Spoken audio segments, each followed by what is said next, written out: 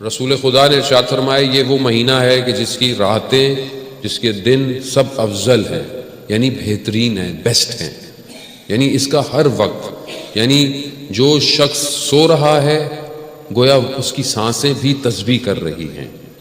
یہ کہیں اور موقع نہیں ہے، یعنی یہ اب آپ بولے ہم سوتے ہی رہیں سارا دن، یہ بھی عبادت ہے، خوب جتنا سو سکتا ہے آدمی اتنا تو سونا چاہیے، لیکن درس میں کوشش کریں سب جاگتے رہا کریں۔ جنہوں والے درس میں بھی سو رہے ہیں تو مزہ نہیں آ رہا، چلے اچھا ہے، ثواب تو مل ہی رہا ہے، لیکن ملے گا ثواب انشاءاللہ آپ کو۔ سانسیں بھی تسبیح ہیں اس مہینے کی، روزے دار کی منہ کی جو اسمیل ہے وہ پروردگار کو پسند ہے، لیکن بہرحال انسان صفائی ستھرائی کا اپنے خیال رکھے، ساری چیزوں کا رکھے۔ کیوں اتنی فضیلتیں؟ تاکہ ہمیں خدا اہمیت بتانا چاہ رہا ہے اس مہینے کی کہ یہ اہمیت ہے، یعنی اس کو ضائع نہ ہونے دو۔ یعنی اگر آپ تھوڑی دیر کے لیے باقی دنوں کے اندر جو ایکٹیویٹیز کرتے ہیں، ٹی وی دیکھتے ہیں، سارے کام کرتے ہیں، کوشش کریں دنیاوی ایکٹیویٹیز اس مہینے میں تھوڑی کم کر دیں، تھوڑی سی کوشش کریں۔ لیٹ سپوز آدھا گھنٹہ، ایک گھنٹہ تھوڑا سا دعا کی طرف، تھوڑا سا، اگر دعا پڑھنا مشکل ہے، خوب ہو سکتا ہے عربی اتنی اچھی نہ ہو، پڑھ نہیں سکتا، آپ کے پاس ساری دعائیں اب ٹرانسلیشن کے اندر ہیں، یعنی فرینچ ٹرانسلیشن کے اندر بھی دعائیں موجود ہیں، آپ دعا کو پلے کر دیں کسی بھی یوٹیوب پہ، کسی کے اوپر بھی، اور ٹرانسلیشن آ رہی ہے، یا آپ کے پاس کتاب ہے وہاں دعا عربی میں پلے ہوتی رہے، آپ اس کی ٹرانسلیشن کھول لیں، ساتھ ساتھ پڑھتے رہیں۔ گھنٹہ نہیں پڑھیں، آدھا گھنٹہ نہیں پڑھیں، 10-15 منٹ پڑھیں، بہت کنسنٹریشن کے ساتھ۔ کم از کم اگر آپ نے کچھ صفحے بھی پڑھ لیے تو آپ کو پتہ چلے گا کہ خدا سے ہم نے مانگنا کیا ہے۔ اللہم انی اسألک ببہائک، یعنی جو دعائے سحر ہے وہ چھوٹی سی ہے، لیکن وہ کتنی بہترین دعا ہے کہ اس میں انسان خدا سے سوال کر رہا ہے کہ تیری اس عظمت کا، تیری اس رحمت کا، تیری اس کا میں تجھ سے سوال کرتا ہوں، میں تجھ سے سوال کرتا ہوں، میں تجھ سے مانگتا ہوں، مگر کیا مانگتا ہے یہ نہیں کہہ رہا۔ عجیب دعا ہے، یعنی اس کی عظمتیں، خدا تیری یہ عظمت ہے، تو رحمان ہے، تو رحیم ہے، تو عظیم ہے، تو کریم ہے، میں کچھ نہیں مانگتا۔ خوب یہ بھی ایک طریقہ ہے خدا کو مخاطب کرنے کا، کہ مثلا آپ کبھی میرے پاس آئیں، السلام علیکم مولانا صاحب، خیریت سے ہیں؟ ٹھیک ہے۔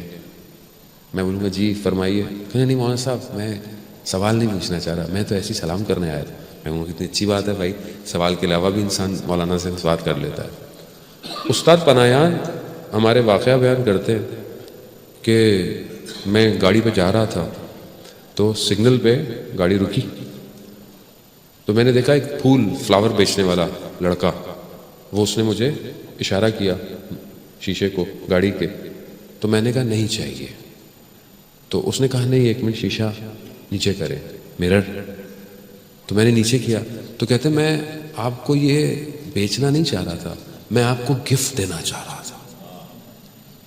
کہہ رہے اتنی دیر میں کہ میں اسے کچھ دیتا، سگنل گرین ہو گیا اور گاڑی نکل گئی۔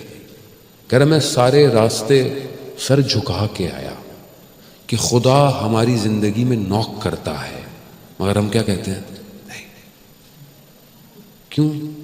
اصلا ہم اپنی زندگی میں کہیں اور مصروف ہیں۔ یہ مہینہ نوک ہے، بیسیکلی وہ بار بار نوک کر رہا ہے۔ دن کی دعا 3 لائنوں کی دعا ہے، وہاں سحری کی دعا، ہر نماز کے بعد کی دعا، رات کی دعا، کتنی تھوڑا نوک ہے۔ شاید کسی نوک پر میرا بندہ میری طرف متوجہ ہو جائے، شاید کسی ایک لائن پہ۔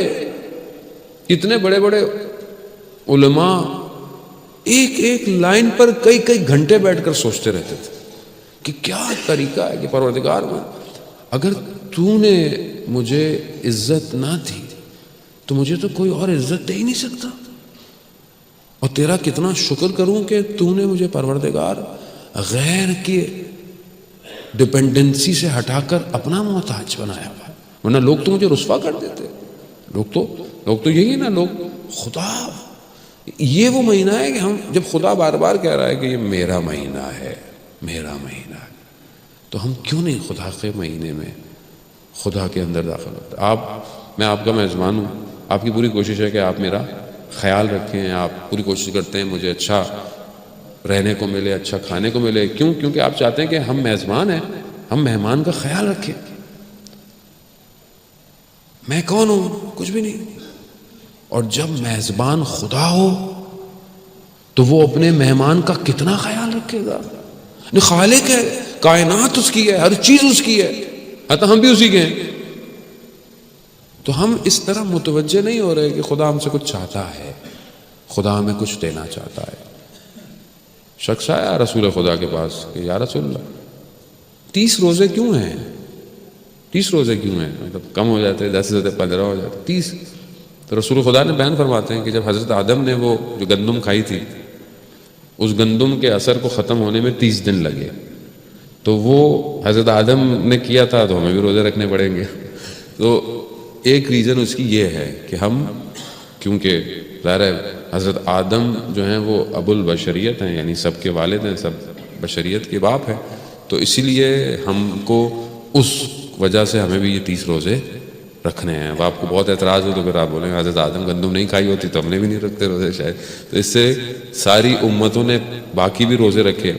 ماہ رمضان کی ایک اور فضیلت جو ہے وہ یہ ہے کہ جتنی بھی الہی کتابیں ہیں، بکس، تورات، انجیل، زبور، یہ سب ماہ رمضان میں نازل ہوئی ہے. سب، کوئی 6 رمضان کو ہے، کوئی 8 رمضان کو ہے، کوئی 18 رمضان کو ہے. اور قرآن جو ہے وہ شب قدر میں نازل ہوا. تو اس مہینے کی اس لیے بھی بہت زیادہ فضیلت ہے.